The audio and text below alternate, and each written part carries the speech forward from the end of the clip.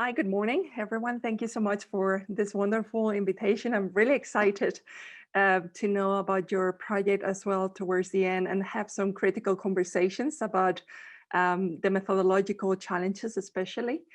My name is Carmen Martinez Vargas. I'm a postdoctoral fellow at the Higher Education and Human Development Research Group at the University of the Free State in South Africa.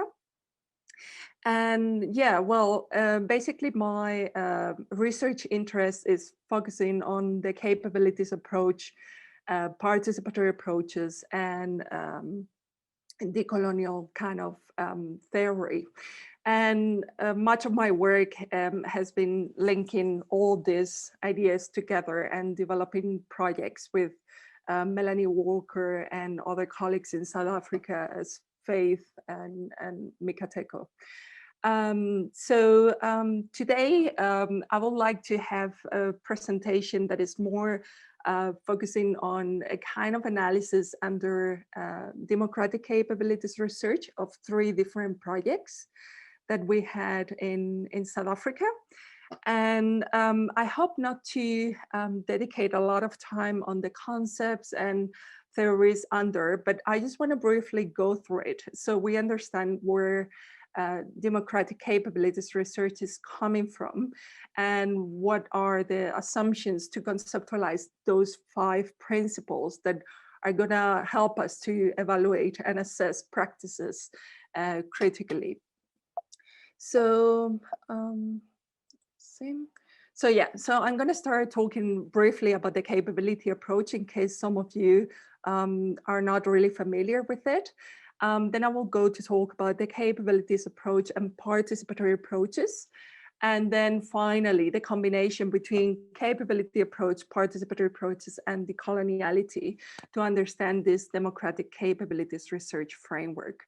So after that, I will briefly review the 5 principles of democratic capability research. And I hope to focus mainly on the evaluation of the 3 projects under this framework. And towards the end, I would like to bring some questions to you as a team, just to generate some critical conversation, especially about methodological decisions and this kind of practices. So in terms of the capability approach, I just want to mention briefly that is an approach, it's a framework, it's not a theory. So basically what we use the capability approach for is just as an evaluative framework or as a prospective framework to generate some recommendations. And the focus of the capability approach is capabilities, as we can see, in terms of the real freedoms that people enjoy, but also that they have reason to value, which is really important.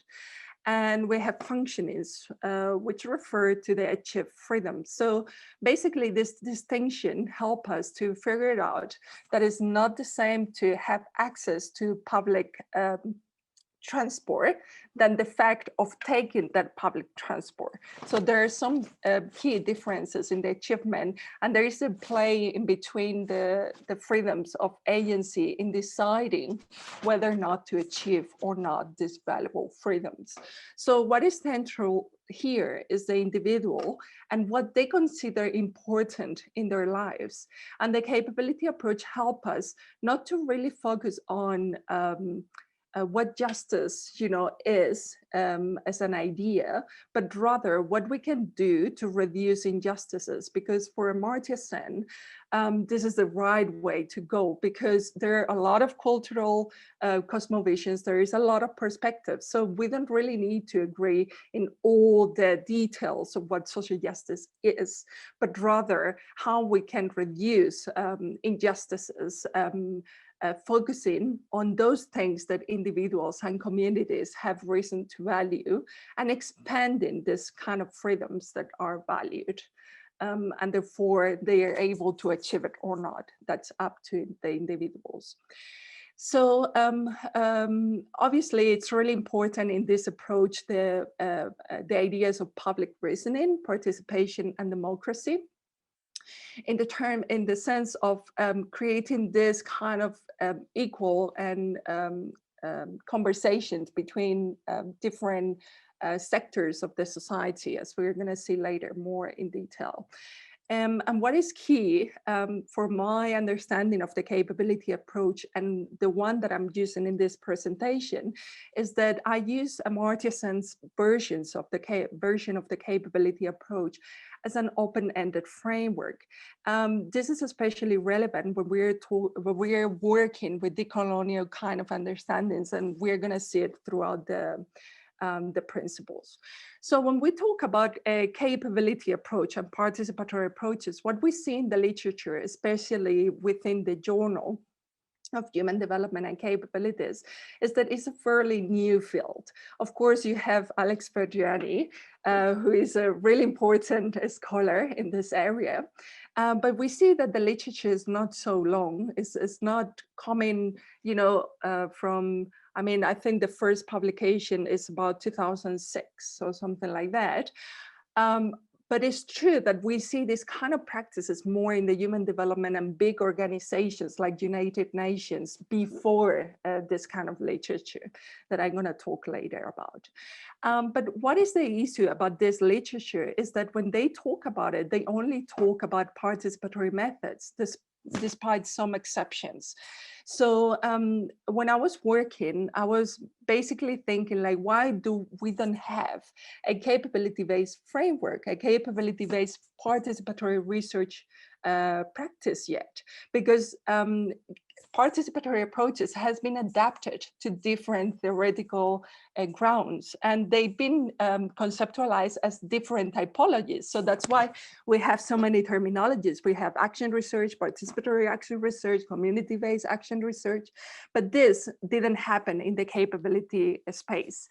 So my aim was not only to merge theoretically the capability approach and participatory approaches, but also link the colonial ideas, because obviously I was working in South Africa in the higher education context, just right during the student protest. So obviously this was key. So when we talk about the link between capability approach, participatory approaches, and the coloniality, what we see is that participatory approaches has been in conversation with the coloniality for a really long time.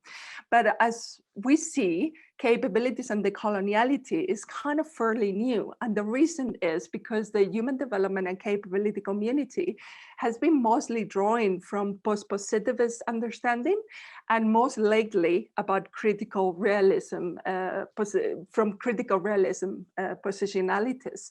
So what we see is that when United Nations and other organizations started to use this kind of participatory practices, it was much in a pragmatic way. So they will claim, I'm talking about the 90s, 80s, 90s, and early 2000, before the literature was flourishing in this area. They had a really pragmatic understanding because they wanted to include communities' perception and experiences, not because of claiming the epistemic ground, but rather because of the success of the project, because they were justifying terms that if we include this, the project, is going to be more effective. And yeah. So, but however, despite that pragmatic, that was obviously a follow-up by the community, the capability scholar community later on, and end up being this kind of post-positivist and critical realism approach to understanding participatory practices. What we see is, like, in the last years, it has been an introduction of decolonial ideas slowly within this kind of literature. So we see that how, ideas as criticizing the individualist approach of the capability approach, collective, talking about collective capabilities, not only individual capabilities, but also more recent ideas as epistemic capabilities, that wasn't conceptualized before, but also about other species brought by Nussbaum. But I think what is especially significant is the work by Krem about rivers' capabilities, drawing on indigenous knowledge. Did you hear on higher education and decoloniality? I think this paper is probably the most explicit about all of them. And obviously, really, really relevant is the work from the Amato, collectivist capabilitarianism, and Ubuntu ideas brought into the capability approach by some South African scholars. So the point here is that even if we have a really theoretical debate going on within the capabilities community, a really rich one, which probably will take us through to really good places, this is still a theoretical debate. So we see how the methodological debate is kind of missing. And of course, the point is that the Journal of Human Development is not a methodological journal. But on the other hand, I think as scholars working with the capability approach, we also need to question, the kind of practices through which we reach, this kind of knowledge. And it cannot be only a theoretical debate, but also needs to advance toward a methodological debate of how we've been doing this work for many years. And what I wanted to mention, just to make it clear, is that I'm not claiming that participatory methods are not good. What I'm telling is that if we just focus on participatory methods, or practices are going to get stuck, and they are not going to really recognize other ideas and the diversity of methodologies that we really need to create multi-epistemic knowledge. And that's the reason, and that's where democratic capabilities research is coming from this critique and these limitations. So when I conceptualized democratic capability research, it was kind of a framework bringing these three different fields into 5 principles that help us to orient our participatory practices toward more critical practices, if we want to call it. So because of the link with the coloniality, they needed to be open-ended. They could not be fit because of conceptualizations of the coloniality and how we see the solution towards it. And some of these principles are at the ontological level, some of them are at the epistemological level, at methodological level, and then process outcome level. So I'm just gonna go quickly through the principles, and then what we're gonna arrive is to a table in which we can see this principle and the 3 projects that I would like to analyze under it. So in terms of the first principle, the voiceless as knowledge creator, what we mean here is not necessarily that they are voiceless or that they don't have, they don't produce knowledge, but rather that there are different hierarchical knowledge systems, and many populations are marginalized from this strong or valued knowledge. So basically, what we need to recognize is to recognize them as epistemic contributors, of course, reversing epistemic injustices in terms of hermeneutic obstructions, but also see all these marginalized communities as researchers by themselves. Because when we understand research from this perspective, we're not talking about literally what research might mean without academia, but rather more a systematic increase of the horizons of one current knowledge. So much more communitarian kind of knowledge production. In terms of the second principle, injustice as an initial issue, this is mostly coming from decolonial literature and the need to bring this kind of nexus that bring us together as allies fighting against inequalities and oppression.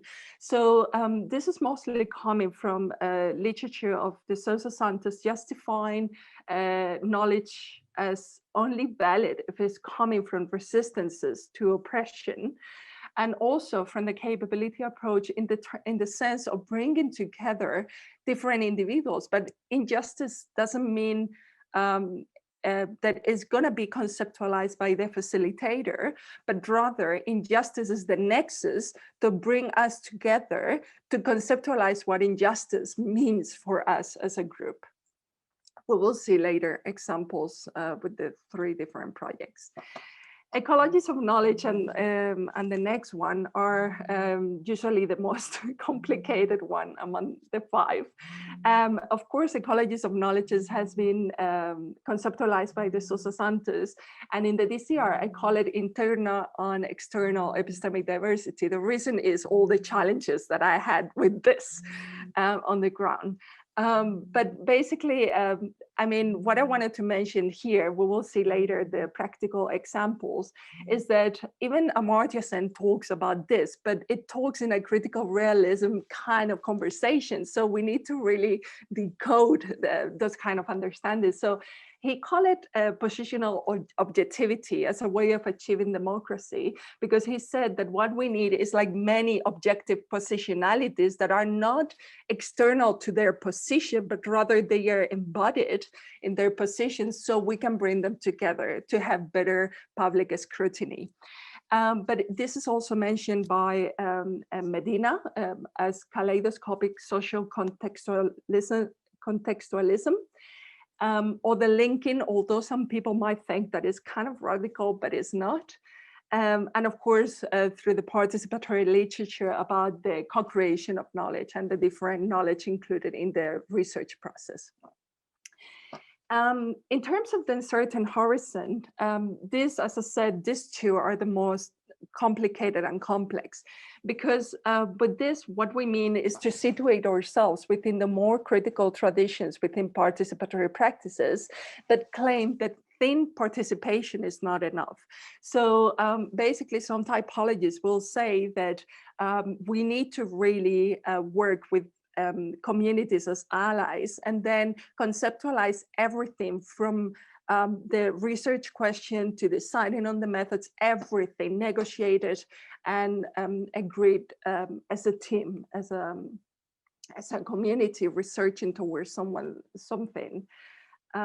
So yeah, the problem is that obviously we navigate in complex spaces as researchers, and we're going to see how this is really complicated when we are in real situations. But what I think is worth to mention is like the reason why democratic capabilities research is democratic is because, as Amartya Sen mentioned, it's not about participating. It's not about going and voting once every 4 years, you know, to elect your politicians or your government, but rather this is about being constant agents, you know, throughout the process.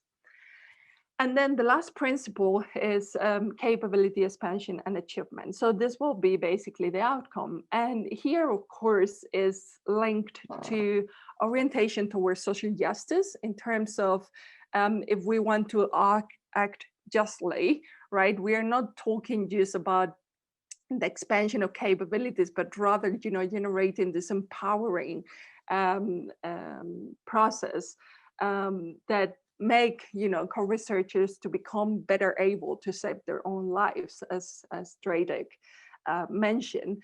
But obviously, this is also kind of crucial in the way that we're not talking about any kind of capability. We're not talking about you know, capabilities that have been conceptualized, but rather we're talking about what do this community, these individuals that I'm working with, do have reason to value, which capabilities do they have reason to value, and actually how my project did, if so, expand these capabilities and probably achieve some kind of functionings.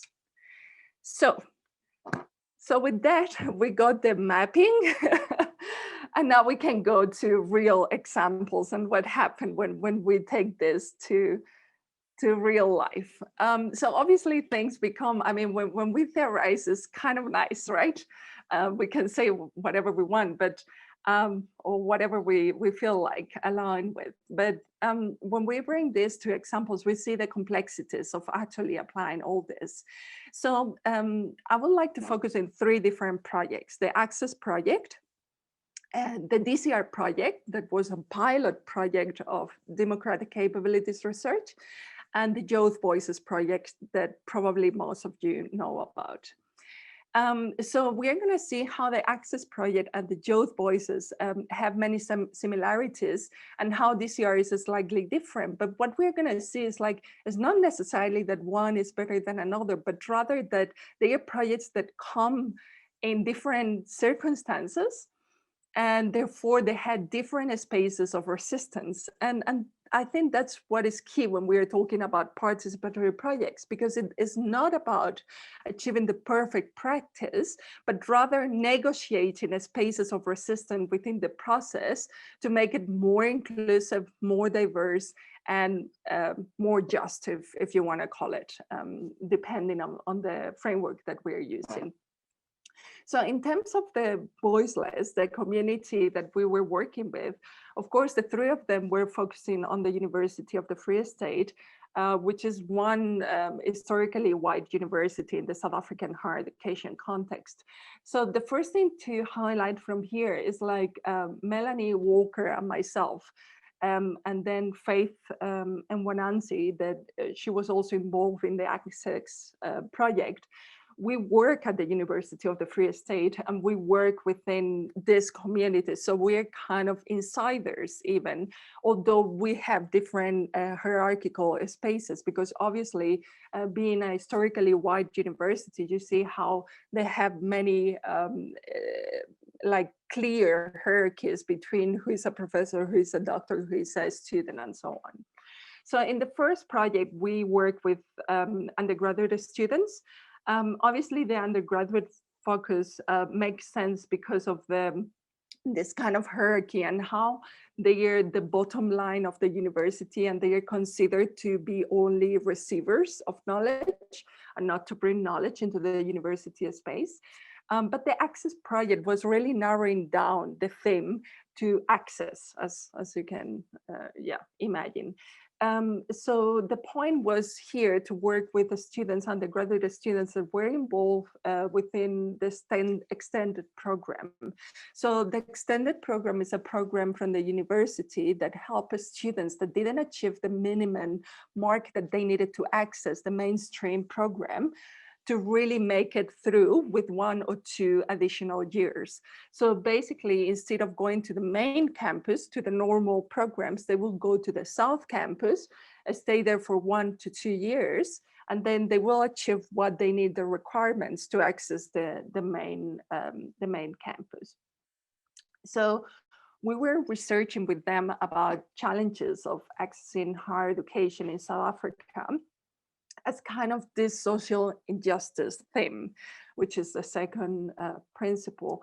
But as you can see in this project, it was much focusing on on accessing higher education. However, in the DCR project and in Youth Voices project, we tried to open it up a bit more so we could actually conceptualize cosmological understanding of social injustices from a bottom up. So in the DCR project, we were focusing on social injustices. So although it was focusing on undergraduates, it was just advertised as a project that was looking for co-researchers, and then students will email or contact us to participate. And then it was a whole process of information and kind of understanding about the process and so on. And in the Youth Voices project, we kept these social injustices also open. So again, it doesn't focus on social injustice in higher education, but rather what social injustices meant for them, right? And in the Youth Voices, we work with postgraduate students because of time availability. And again, it was advertised as looking for co-researchers, and then different students from different faculties, cultural background, gender, replied to the process. And in this case, in Youth Voices, it was organized in 2 groups of 6. In the DCR process, it was organized 1 group of 12 students. So in terms of ecologies of knowledge and uncertain horizon, these are the more complex principles among all of them. In the Access project and in the Youth Voices project, it was a clear path towards experiential, propositional, practical, and scientific knowledge. So this is because of the uncertain horizon principle and the structure process. So basically in Access and Youth Voices, the process was a structure. But even if it was a structure, obviously we were playing with these spaces of resistance that I was talking before. So what we did is, first of all, create flexible spaces within the process so we could bring a bit more the agency of the co-researchers. And we decided to work with narratives approaches. So this is kind of really important because when we're working with narrative approaches, we're allowing for more nuances and more details into co-creation of meaning and bringing this kind of invisible cosmovisions that our team comes to work with us. So in the Access project, we use photo voice, but instead of using photo voice as a more analytical approach, which you can see a lot in the literature, we use this narrative approach to help, like take this kind of details out of the stories. And when I talk about these flexible spaces, I talk about, for instance, like we had a structured process. You can go to the website and you can see literally the schedule that we follow. But you will see that towards the end, we were kind of loosening it up. So towards the end, well, we'll obviously, throughout the creation of the story, there is all this process of appropriation of the story from the co-researchers because it's their stories, not us. But then besides that, we continue with kind of an analysis together, but also an analysis of stakeholders that are meaningful for all of us, and also outcomes and dissemination strategies that make sense to the whole team. So what happened here is that in the Access project, we end up having sessions in schools. So they identify schools and learners that they were going to Access University as one of the main collectives that they wanted to disseminate their stories with them. So we had like school exhibitions in which the team will go together to a school and have like a whole day of presentations and having the stories, the photo stories there. But of course, this was kind of a together process, if you want to call it, in which we also had kind of methodological outcomes from our side, from Melanie, Faith, and I, which you can explore within the literature that we published in this project. In the Youth Voices project, we use almost the kind of the same strategy, right? So we have a structured process, and we use, in this case, digital storytelling to capture the individual narrative, but then we added a collective narrative through participatory video. So we wanted to capture both dimensions, the individual and the collective, of creating these stories of social injustices for youth. And again, here, because we have this structured process, we created these spaces through, trying to see how they wanted to disseminate all the information. We had really good sessions of analysis together, watching all the videos because there were two groups.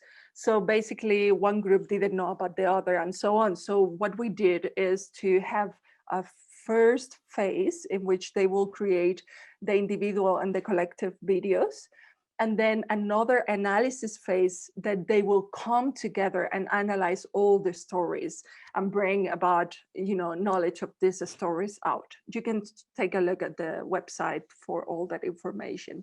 And for instance, this group, because they were a bit older, they thought that they wanted to, well, we have webinar sessions with other youth in the country, but I think the more interesting one for me, because I'm getting old, so I don't get into technology as much as they do. They wanted to have an Instagram event. So we had a live Instagram event with one influencer, and then we talk about the project, and it was fantastic because obviously Melanie and I were not literally into disseminating the findings in those kind of platforms. And then in terms of the DCR, here is where things get complicated because of the kind of practice that it was. In the DCR process, because it was a pilot process based on these principles, basically we came together during our first meeting and we introduced ourselves. And after that, it was up to the team what was going to happen next day. So here I didn't have any involvement in decisions rather than pulling the ideas together and deciding together. So basically what we will do, we did first a kind of participatory diagnosis about which kind of issues within the experiences of social injustice they were more interested to research about. And after that, basically at the end of every session, we will have a planification about the next day. So we will sit down and think, okay, what is the next step that we want to take, right? And that's the reason why when we talk about ecologies of knowledges here, we see like a kind of much more complex mix. And I'm, you know, this is a consequence of that structure, because when you structure the process, you kind of decide when one knowledge or another is coming to play. But when we're talking about a more organic kind of process and collective decision making, basically what we see is like different knowledge come at different points. They start to get a conversation. Some of them get in contradiction with others. And I think in this kind of processes, at the end, is not bringing them, but rather how we bring them together and assess them together in a way that works for the team and for the research process in itself. So, so we will have them internally and externally, as I mentioned. So internally will be that knowledge that the students were bringing themselves, and externally we're contact with external nodes, if you want to call it. So we will invite, for instance, academics, or we will invite activists, or they will have a conversation with community members and then bring that to the team. But some of them were literally coming and having conversations with the whole team. And again, it's not about whether one is better than another. It's just that they pose different challenges and different situations that you have to deal with. So it's kind of really interesting process in terms of how this knowledge play when we're into the practice in itself. And then the last one, with this I will finish, is about valued capability expansion. So in the Access project and the Youth Voices project, unfortunately, we haven't finished the Youth Voices project, and that's why I say post-evaluation, but didn't give much information because we don't have it yet. It was a post-evaluation. It was like basically capturing, collecting data throughout the process. So we had a methodological research of how this impact the co-researchers, but they were kind of using literature and capabilities that have been already conceptualized to understand this impact. So in the Access project, we see how the epistemic capability was central to the process. And we observe narrative functionings, confidence and voice functioning, and community well-being functionings. But in the DCR process, it wasn't about evaluating through literature. It was about evaluating through valued capabilities as understood by the team. So what I had is a pre-project kind of experience with all of them individually, to understand which capabilities they had reason to value. So out of here, it came 12 lists for each student, what list of capabilities that they have reason to value, which I merged into one, but I also kept individual because I thought it was really interesting to see the difference between individuals among capabilities and conceptualizations. So this wasn't me collecting data, but rather me collecting data and having discussions, reframing, coming back to them, and so on. So yeah, so I got a really interesting bunch of capabilities. So towards the end, after the project and also collecting data to see the impact of the research, I could see how self-development functionings, were clear, recognition functionings, epistemic functionings, and Ubuntu functionings, which they are four of them part of the capabilities that were valued by the student as conceptualized by them. So just to conclude, what I would like to do is to bring some questions to your team. And I guess we can engage in conversations with this. And this question, of course, are based on many of the challenges that I faced through these experiences, but also others. So the first one is the tensions within the relationship that we see when we work as university facilitators with community participants or co-researchers. So my questions are, how could you foster relationship occur with research participants, co-researchers in a, let's say, less instrumental way? What do you need? What do you need the co-researchers for? And this is kind of a key idea when we talk about participatory approaches, because they usually conceptualize who benefit out this project, right? So it's directly linked to that. How could you understand and include different cosmovisions that these communities used as part of your research assumptions, underlying ideas, how we can use these cosmovisions to formulate or research or questions or methodologies?